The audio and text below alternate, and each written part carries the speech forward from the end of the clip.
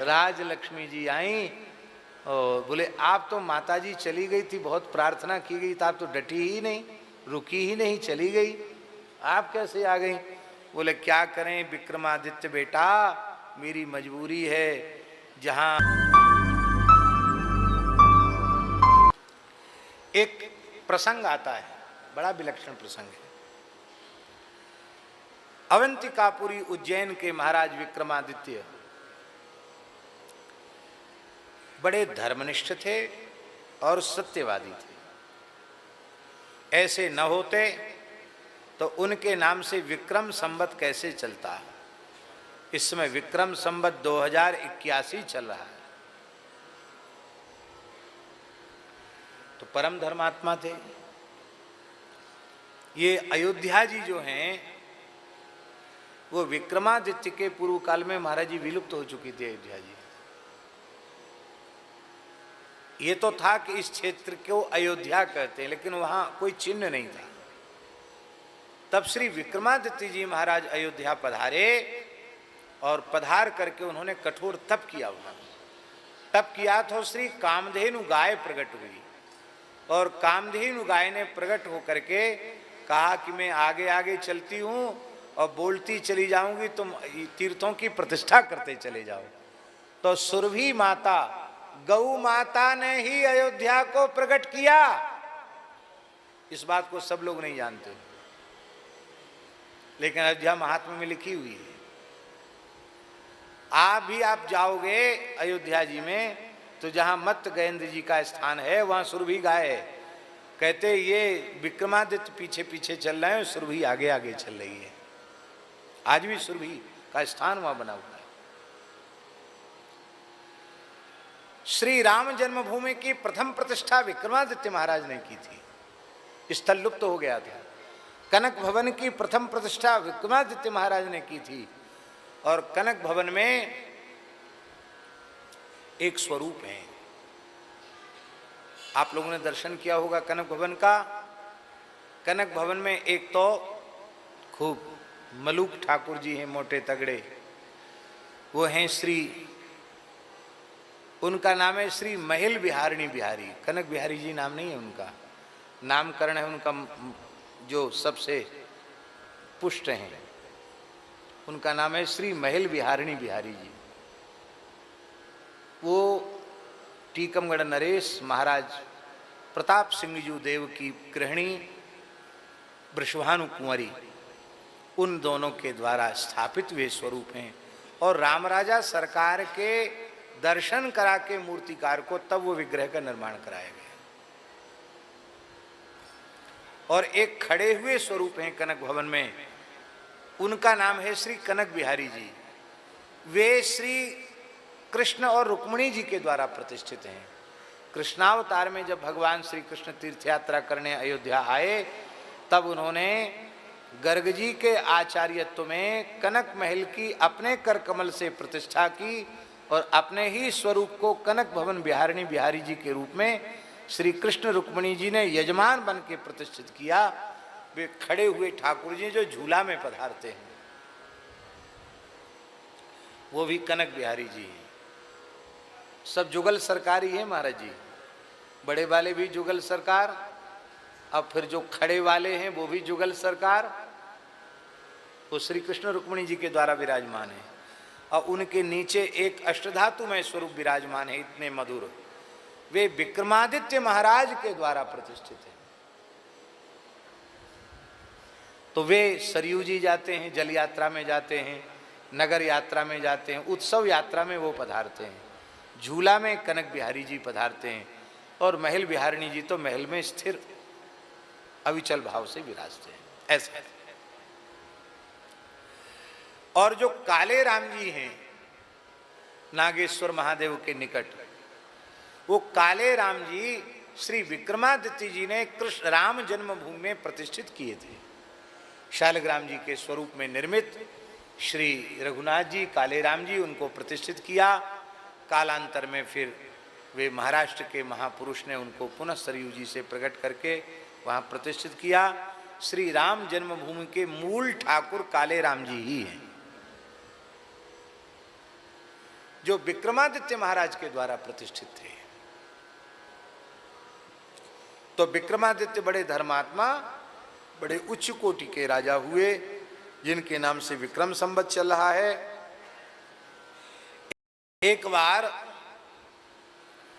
व्यापार के लिए प्रोत्साहन देने की दृष्टि से विक्रमादित्य महाराज ने नगर में घोषणा कराई कि नगर में जो भी वस्तु बिकने आवेगी उसको यदि कोई नहीं खरीदेगा तो राजकोष से द्रव्य देकर उस वस्तु को खरीद लिया जाएगा। अब तो तमाम लोग बढ़िया बढ़िया माल बना के लाते, क्योंकि सबको नहीं बिकेगा तो राजा खरीद लेगा, हमारा माल तो बिकेगा ही। तो खूब बढ़िया बढ़िया चीजें बन करके बाजार में आने लगी। जो नहीं बिकता उसको महाराज विक्रमादित्य के आदेश से खरीद लिया जाता है। एक व्यक्ति बड़ा विचित्र स्वभाव का, उसने दरिद्रा देवी की मूर्ति बनाई। दरिद्रा देवी की मूर्ति बनाई और बाजार में लाकर बैठ गया। बोले भैया हमारी मूर्ति खरीद। अब दरिद्रा को कौन खरीदे? लक्ष्मी जी के ग्राहक तो सब हैं, दरिद्रा का ग्राहक कोई नहीं। शाम हो गई, उस व्यक्ति का माल नहीं बिका। उसने कहा विक्रमादित्य झूठा है, बताओ हमारे माल को कोई नहीं खरीदता है। सेवकों ने जाकर विक्रमादित्य महाराज से कही, महाराज वो माल ही ऐसा है कि कौन खरीदेगा उसको, वो दरिद्रा देवी की मूर्ति है। लक्ष्मी के ग्राहक तो सब हैं, दरिद्रा का ग्राहक कोई नहीं। विक्रमादित्य जी बोले कि हमें सत्य की रक्षा करनी है, चाहे लक्ष्मी की मूर्ति हो या दरिद्रा की, इससे कोई प्रयोजन नहीं है। दरिद्रा की मूर्ति है तो हम उसको खरीदेंगे, खरीद लो उसको। महाराज जी दरिद्रा की मूर्ति को खरीद लिया गया। अब राजमहल में लाकर के दरिद्रा देवी को पधरा दिया। जैसे ही दरिद्रा देवी को पधराया कि महाराज विक्रमादित्य ने देखा कि एक देवी बहुत सुसज्जित, सजी धजी, अनंत अलंकारों से अलंकृत देवी वहां से जा रही है। महाराज को जिज्ञासा हुई,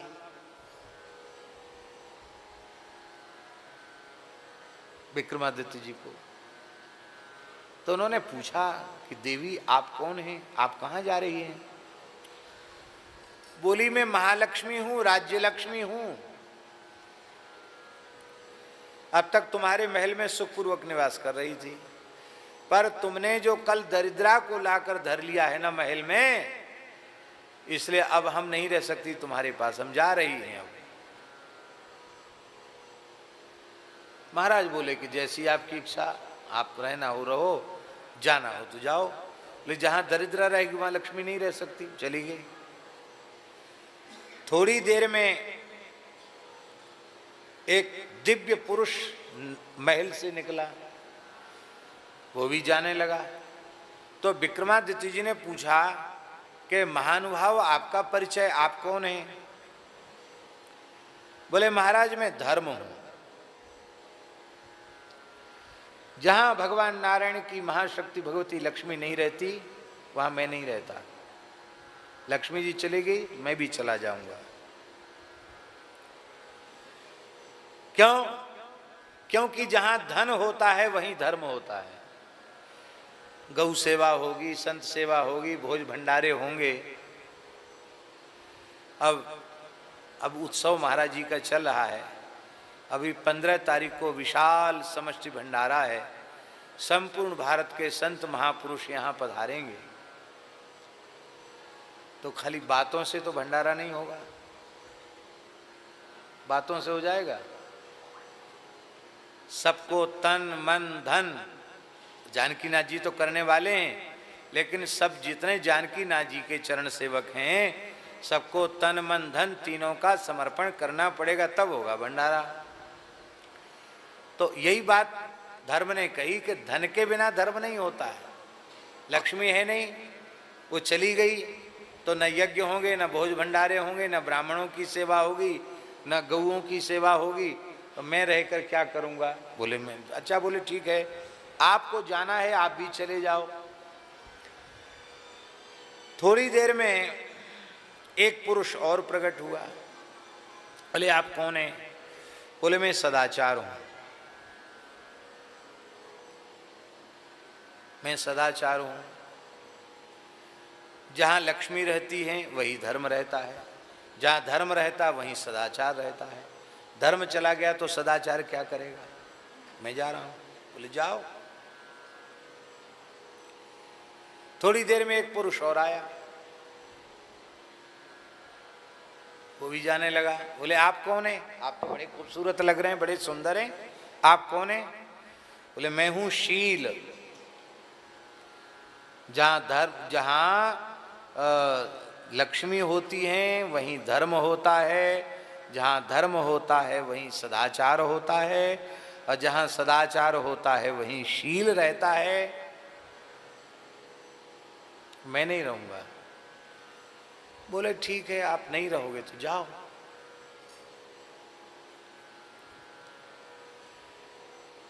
इसके बाद एक विलक्षण तेजस्वी महापुरुष निकला। बोले आप कौन हैं? आप क्यों जा रहे हैं? बोले मैं सत्य हूं। जहां लक्ष्मी रहती है वहीं धर्म रहता है, जहां धर्म रहता है वहीं सदाचार रहता है, जहां सदाचार रहता है वहीं शील रहता है, और जहां शील रहता है वहीं सत्य रहता है। सब चले गए तो मैं अकेला कुछ नहीं करूंगा। विक्रमादित्य बोले सब चले जाएं तो चले जाएं, आप नहीं जा सकते हो। अब मैं क्यों नहीं जा सकता? जब सब चले गए, उनको तो आपने बहुत हटकिया नहीं, रोका नहीं, हमको क्यों रोक रहे हो? बोले आपका आदर करने के लिए ही मैंने सत्य का आदर किया ना, दरिद्रा की मूर्ति खरीद करके। हमको पहले से पता था कि ये दरिद्रा की मूर्ति हम लेंगे तो ये होने वाला है। लक्ष्मी जी रूस जाएंगी, धर्म रूस जाएगा, सदाचार रूस जाएगा, शील रूस जाएगा, सब रुष्ट होके चले जाएंगे। पर मुझे पता है कि जहाँ सत्य रहता है वहीं सब रहते हैं, इसलिए मैंने सत्य के लिए ही इतना बड़ा कदम उठाया है, सत्य के पालन में। इसलिए और गए तो गए, पर आप नहीं जा सकते। सत्य मुस्कुराए, बोले बिल्कुल ठीक है, आपने हमारा तो कोई तिरस्कार किया नहीं, हम रहेंगे। तो सत्य जो है वो महाराज के शरीर में प्रविष्ट हो गया। आगे आ जाओ, चंद्रमा दास जी आगे विराजो।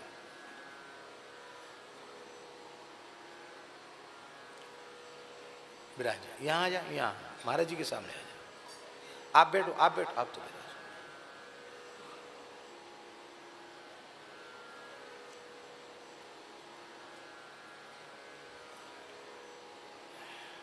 बहुत अच्छे संत हैं ये, बड़ी बढ़िया गौ सेवा और बड़ा सुंदर कार्य, सेवा का कार्य आपके द्वारा भगवान करा रहे हैं।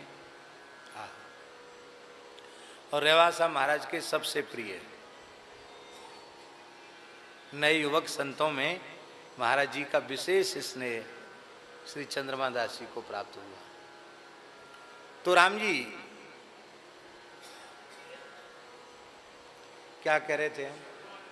हाँ, सत्य बोला, बिल्कुल ठीक है, आपने मेरा आदर किया, सत्य भीतर प्रविष्ट हो गया। जब सत्य प्रविष्ट हुआ तो थोड़ी देर में एक पुरुष और आया। उसने कहा, विक्रमादित्य जी आपका परिचय? बोले मैं शील हूँ, जहाँ सत्य रहता वहीं मैं रहता हूँ, वो भी भीतर प्रविष्ट हो गया। इसके बाद सदाचार आया। बोले आप तो चले गए थे, आप क्यों आए? बोले क्या करें, जहाँ सत्य रहता है वहीं शील रहता है, जहाँ शील रहता वहीं सदाचार रहता है, सदाचार आ गया। इसके बाद फिर आया धर्म। बोले आप भी चले गए थे, आप क्यों? बोले भाई जहाँ सत्य रहता है, जहाँ सदाचार रहता है, जहाँ शील रहता है वहीं तो धर्म रहता है। इसलिए अब मैं तो क्या करूं, मेरी मजबूरी है, मैं तो यहाँ रहूंगा ही। तो धर्म प्रविष्ट हो गया विक्रमादित्य जी के भीतर। फिर लक्ष्मी जी आई, बोलो भक्तवत्सल भगवान की। राज लक्ष्मी जी आई और बोले आप तो माता जी चली गई थी, बहुत प्रार्थना की गई, तो आप तो डटी ही नहीं, रुकी ही नहीं, चली गई, आप कैसे आ गई? बोले क्या करें विक्रमादित्य बेटा, मेरी मजबूरी है। जहाँ सील रहता है, जहाँ सत्य रहता है वहीं सील रहता है, जहाँ सील रहता है वहीं सदाचार रहता है, जहाँ सदाचार रहता है वहीं धर्म रहता है, और जहाँ धर्म रहता है वहीं नारायण रहते हैं, और जहाँ नारायण रहते हैं वहीं मैं निवास करता हूँ।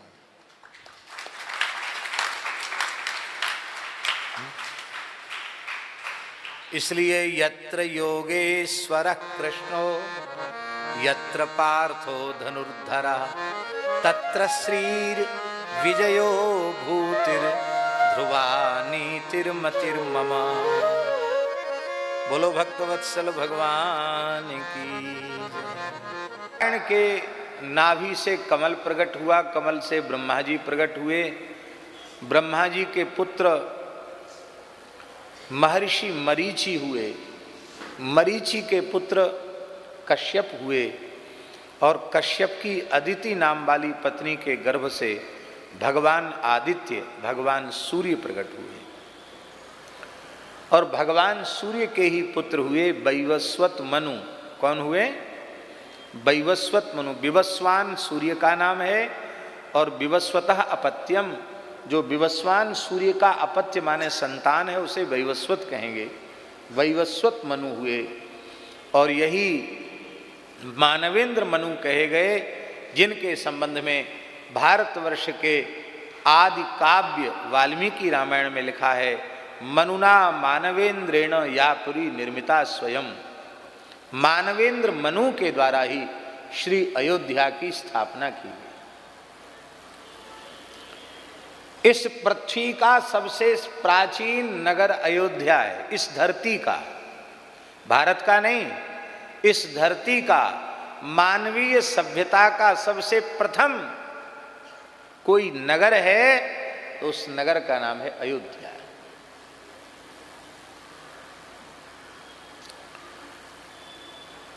मारवाड़ के बहुत से लोगों की पीढ़ियां बीत गई दूसरे प्रांतों में।